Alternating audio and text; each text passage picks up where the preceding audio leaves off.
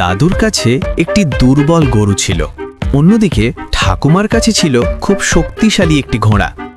যখনই তাদের দেখা হতো, ঘোড়াটি গরুটিকে নিয়ে ঠাট্টা তামাশা করত। গরুটি কাঁদতে কাঁদতে দাদুকে সব কথা জানায়। এদিকে ঘোড়াটি ঠাকুমাকে কুস্তি লড়ার জন্য বলে। ঠাকুমা ঘোড়ার কথা শুনে দাদুর বাড়ি যান এবং দাদুকে গরু আর ঘোড়ার মধ্যে কুস্তি করানোর কথা বলেন। দাদু রাজি হলেন ঠিকই, কিন্তু বললেন, আমাকে কয়েকদিন সময় দাও। এরপর দাদু গরুটিকে প্রচুর কাজু, বাদাম আর কলা খাওয়ান এবং প্রতিদিন ভোরে 10 কিলোমিটার দৌড় করান।